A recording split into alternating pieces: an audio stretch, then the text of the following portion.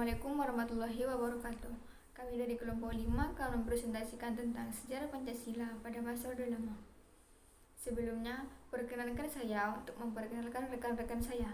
Saya sendiri Regina Olivia dengan NIM 291020104 dan rekan saya Nur Adiba dengan NIM 28031030034 dan yang kedua Nahda Hoirun dengan NIM 211010114. Yang ketiga, Wanita Nur Afifah dengan NIM 22101010003. Yang keempat, Setianingsih dengan NIM 221010118. Dan yang terakhir, Seli Indriani dengan NIM 221010117. Hai, di sini kita akan membahas mengenai penerapan Pancasila pada masa Orde Lama. Jadi, pada masa ini dibagi menjadi 3 periode. Periode yang pertama dimulai pada tahun 1945 sampai 1950. Periode yang kedua dimulai pada tahun 1950 sampai 1959. Dan periode yang ketiga dimulai pada tahun 1956 sampai 1965. Sekarang langsung saja ya ke periode yang pertama. Nah, periode pertama. Pada periode ini, tepatnya setelah Indonesia merdeka dan setelah Pancasila ditetapkan sebagai ideologi atau dasar negara, ternyata masih ada oknum-oknum yang tidak setuju dan ingin melengsarkan Pancasila dengan menggantikannya dengan ideologi-ideologi lainnya. Sehingga timbullah pemberontakan-pemberontakan. Pada periode ini ada 2 pemberontakan, yakni pemberontakan PKI Madiun 1948 dan yang kedua adalah DITII. Sekarang kita langsung ke pemberontakan PKI Madiun. Nah, kira-kira kenapa ya pemberontakan PKI Madiun ini bisa terjadi? Jadi gini, pemberontakan ini disebabkan oleh beberapa faktor. Salah satunya karena dilengsarkannya Kabinet Amir Syarifuddin dan digantikan dengan Kabinet Hatta. Kenapa Kabinet Amir Syarifuddin dilengsarkan? Karena dianggap merugikan negara dari hasil perjanjian pil yang ia lakukan dengan Belanda. Karena pelengsaran tersebut membuat Amir geram dan ingin berbalas dendam kepada Indonesia. Faktor yang kedua, karena adanya kebijakan RARA yang ditetapkan pada Kabinet Hatta. Nah, apa sih kebijakan RARA itu? RARA, singkatan dari rekonstruksi dan rasionalisasi. Tujuan diadakannya kebijakan ini yaitu untuk memperkuat kemiliteran Indonesia dengan memilih TNI yang memiliki postur tubuh yang baik, kekuatan fisik yang baik, serta pandai atau memiliki pengetahuan yang luas. Selain itu, untuk meringankan beban negara dalam memberikan gaji kepada militer Indonesia. Nah, pemberontakan PKI Madiun ini dimulai pada bulan Juli, di mana sudah dilakukannya penculikan dan pembunuhan kepada orang-orang yang dianggap bisa menghalangi jalan PKI dalam menggapai tujuannya. Penculikan serta pembunuhan ini berlangsung sampai bulan September. Dan kemudian sampai akhirnya pada bulan Agustus, Musso datang ke Indonesia dari Soviet. Dan Musso mengajak FDR untuk bangkit kembali bersamanya, untuk mengganti ideologi negara yang awalnya Pancasila menjadi komunis. Pemberontakan PKI Madiun 1948 ini juga merupakan pemberontakan yang ilegal, karena tidak semua tokoh-tokoh sentral yang ada dalam PKI setuju dengan adanya pemberontakan ini. Kemudian, bagaimana pemerintah menyikapi hal ini? Pemerintah pada bulan September mengirimkan operasi militer yang dipimpin oleh Kolonel A.H. Nasution. Sehingga pada tanggal 31 Oktober 1948, Musso berhasil ditangkap, serta mantan Menteri Amir Syarifuddin, dan tokoh-tokoh lainnya dijatuhi hukuman mati. Itu adalah sedikit kisah mengenai PKI Madiun 1948. Selanjutnya, kita akan bahas mengenai DITI. Peristiwa kedua yang terjadi pada periode pertama ini yaitu Darul Islam atau Tentara Islam Indonesia. Peristiwa ini terjadi akibat ketidakpuasan Kartosuwiryo karena kemerdekaan Indonesia yang masih dibayang-bayangi Belanda yang ingin berkuasa kembali. Gerakan ini bertujuan untuk menjadikan Indonesia sebagai negara Islam. Peristiwa ini bermula pada Februari 1948. Kartosuwiryo membentuk Tentara Islam Indonesia di Priangan yang bertujuan untuk mempertahankan wilayah Jawa Barat. Kemudian pada 4 Agustus 1949, Presiden Insinyur Soekarno menugaskan Muhammad Nasir untuk menyampaikan surat kepada Kartosuwiryo. Namun, surat tersebut tidak sampai seperti yang diperkirakan, sehingga Kartosuwiryo tidak mengetahui perkembangan kedaulatan negara setelah perjanjian Romroyen dan konferensi Meja Bundar. Akhirnya, pada 7 Agustus 1949, didirikanlah Negara Islam Indonesia akibat rasa ketidakpuasan Kartosuwiryo yang sudah memuncak. Mengklaim bahwa seluruh wilayah Republik Indonesia adalah wilayah NII. NII bertahan belasan tahun dengan bergerilya di wilayah hutan-hutan Sunda. Gerilya NII juga bertindak semena-mena yang mengakibatkan warga resah. Kemudian pemerintah melakukan operasi Pagar Betis pada 4 Juni 1962. Pada operasi tersebut berhasil ditangkap beberapa pejabat NII termasuk Kartosuwiryo. Pada 16 Agustus 1962, Kartosuwiryo dijatuhi hukuman mati. Dan pada 15 September 1962, Kartosuwiryo dieksekusi di Pulau Seribu dekat Teluk Jakarta. Pada kesempatan ini, saya akan menjelaskan tentang Pancasila pada Orde Lama, lebih tepatnya pada periode yang kedua. Periode kedua terjadi pada tahun 1950 sampai 1959. Nah, pada periode 2 ini, dasar negara kita masih Pancasila, akan tetapi penerapannya mengarah ke liberal. Mengapa dikatakan demikian? Hal ini dapat terlihat dari penerapan Pancasila sila keempat, yang dulunya musyawarah untuk mufakat, pada periode ini diganti dengan voting atau suara terbanyak. Tidak hanya itu saja, pada periode kedua ini, bangsa kita ini mengalami banyak ujian. Salah satunya, banyaknya daerah-daerah yang ingin melepaskan diri dan membangun negara baru. Jadi, pada periode ini, ada sebuah daerah yang ingin melepaskan diri dari kekuasaan Indonesia. Nah, salah satunya itu RMS atau Republik Maluku Selatan. Hal ini dilatar belakangi pembentukan NKRI, Negara Kesatuan Republik Indonesia. Ada seorang tokoh yaitu mantan Jaksa Agung Negara Indonesia Timur yang bernama Dr. Christian Robert Sumokil yang tidak setuju dengan penggabungan daerah ini. Sehingga beliau pada tanggal 25 April 1950 memproklamirkan berdirinya RMS atau Republik Maluku Selatan. Nah, tidak hanya itu saja. Bahkan Sumokil ini juga berusaha mengajak Maluku Tengah dan negara Indonesia Timur untuk keluar dari kekuasaan RS. Lalu, apa sih tanggapan pemerintah tentang pemberontakan ini? Pemerintah melakukan dua cara untuk menanganinya. Yang pertama, melakukan jalur damai dengan mengirim Dr. J. Lemina untuk mengajak berdamai dengan Sumokil. Dengan cara mengajak berdamai, menggabungkan Maluku Selatan kembali ke NKRI. Akan tetapi, ajakan tersebut ditolak mentah-mentah oleh Sumokil.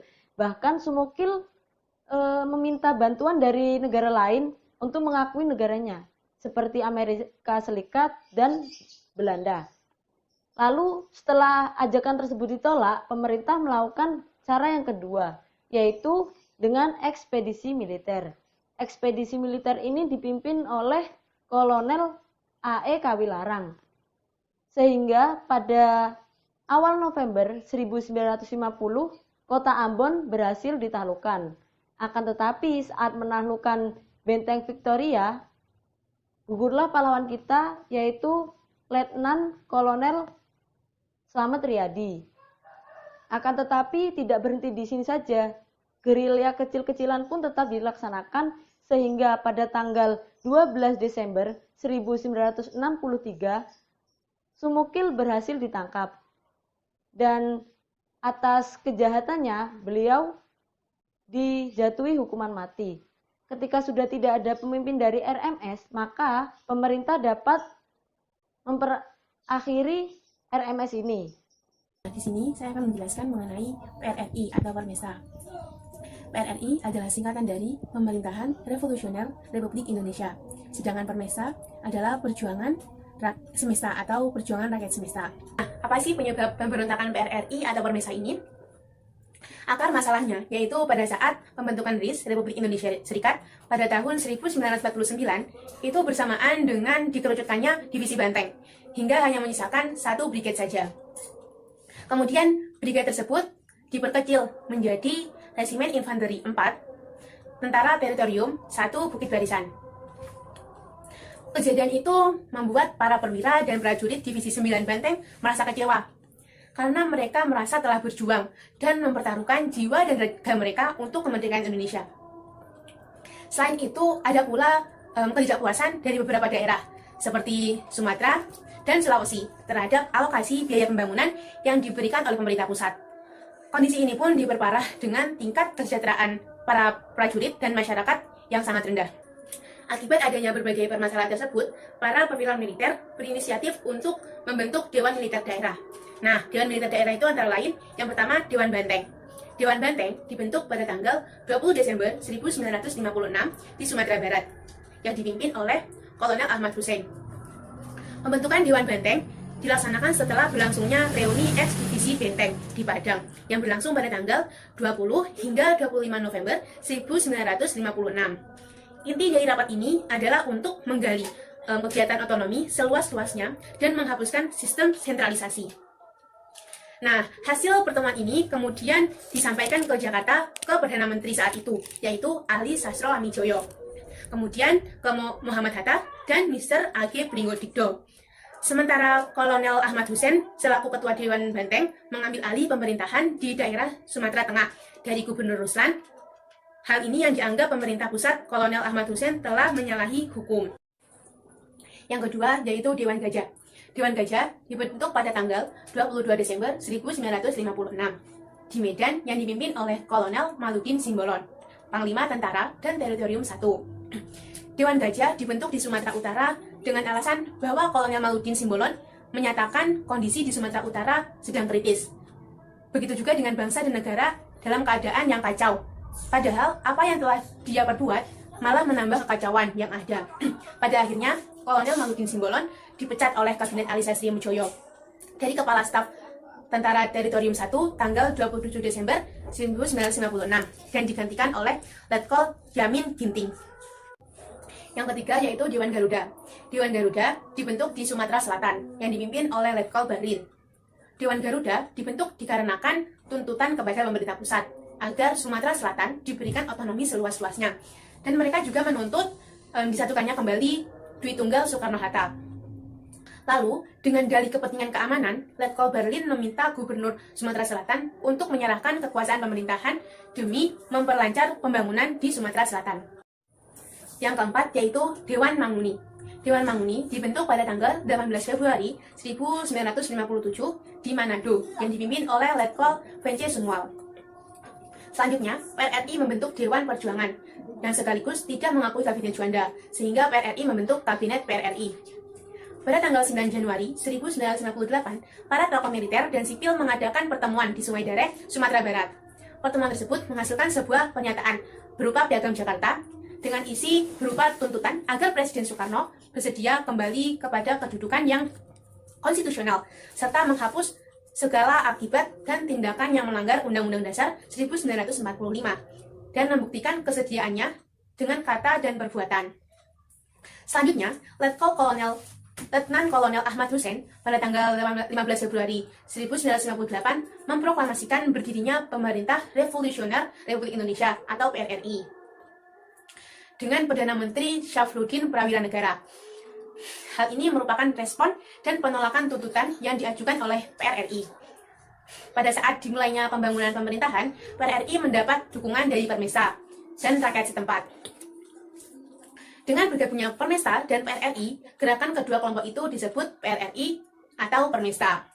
Untuk menumpas pemberontakan, pemerintah melancarkan sebuah operasi militer gabungan. Operasi itu diberi nama Operasi Merdeka, yang dipimpin oleh Letnan Kolonel Rukminto Hendra Diningrat. Operasi ini sangat kuat karena musuh memiliki persenjataan modern buatan Amerika Serikat. Terbukti dengan ditembaknya pesawat Angkatan Udara Revolusioner atau AUREF yang dikemudikan oleh Alan L. Pope, seorang warga negara Amerika Serikat. Pada akhirnya, pemberontakan PRRI atau Permesta baru dapat diselesaikan pada bulan Agustus 1958. Dan pada tahun 1961, pemerintah membuka kesempatan bagi sisa-sisa anggota Permesta untuk kembali ke Republik Indonesia. Di sini saya akan menjelaskan materi tentang periode ketiga dalam Orde Lama. Periode ini sendiri terjadi sejak tahun 1956 hingga tahun 1965.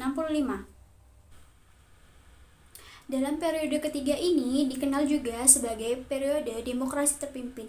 Mendengar kata demokrasi terpimpin, tentu tidak jauh tentang kekuasaan berada di tangan rakyat sesuai dengan nilai-nilai Pancasila. Akan tetapi, kekuasaan di sini mengacu pada kekuasaan pribadi, yaitu kekuasaan Presiden Soekarno. Hal ini dapat terjadi karena adanya dekret presiden. Hal ini dapat menyebabkan pemikiran-pemikiran menyimpang tentang Pancasila dalam hal hukum maupun hal konstitusi, karena Presiden Soekarno menjadikan dirinya sebagai presiden yang otoriter.